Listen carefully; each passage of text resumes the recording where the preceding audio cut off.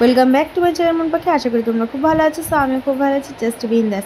দেখতেই পাচ্ছ আমার সোনা মা টেবিলে বসে আছে স্কুল ইউনিফর্ম পরে। তো কোথায় গেছিলো, কি করতে গেছিলো বা কিসের জন্য, আমি আমার সোনামাকে নিয়ে বেরিয়েছিলাম এইখানটায়।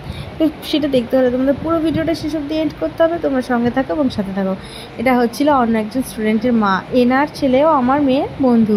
তো সেদিন আমরা চলে গেছিলাম সোয়ারনেম ইন্টারন্যাশনাল স্কুলে, কারণ সেদিন সোয়ারনেম স্কুলে আমার মেয়ের ড্রয়িং প্রতিযোগিতা ছিল। ড্রয়িং কম্পিটিশনের জন্য সিলেকশন হয়েছিল ওদের কিছু স্টুডেন্ট ওদের স্কুল থেকে। তো তারপর তাদের ডাকা হয় সোয়ারনেম স্কুলে। তো সেখানেই নিয়ে গেছিলাম। বাইরে হঠাৎই প্রচণ্ড পরিমাণে বৃষ্টি হয়, তো সব গার্জেনদেরকে আমাদের ভিতরে বসতে দিয়েছিল অন্য একটা রুমে। সেখানে আমরা বসেছিলাম, আর সেখানে বসে আমরা এই জিনিসটা সম্পর্কে জানতে পারি, যেটা সত্যি আমার লাইফে প্রথম দেখা, আর আমি জানতামও না। আবাকাস ম্যাথামেটিক্সের নাম শুনেছি অনেক দিন, যে এখানে এক ধরনের অঙ্ক শেখানো হয়, যেটার পদ্ধতি হচ্ছে জাপানি পদ্ধতি। সেই পদ্ধতিতে যে সব বাচ্চাদের অঙ্ক শেখানো হয়, তাদের স্কিল ডেভেলপমেন্ট করা হয়, যথেষ্ট উন্নত মানের অঙ্ক পদ্ধতি।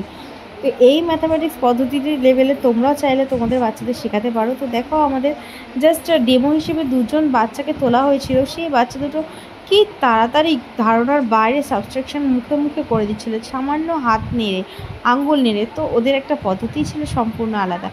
এরপর আমার সোনারা বেরিয়ে পড়েছে, হয়ে গেছে আমার সোনার ড্রয়িং কম্পিটিশান। সো আজকের ভিডিও তোমাদের কেমন লেগেছে অবশ্যই তোমরা জানিও। লাইক কমেন্ট শেয়ার করতে কিন্তু একদম ভুলবে না। চলো বন্ধুরা, টাটা, দেখা হচ্ছে।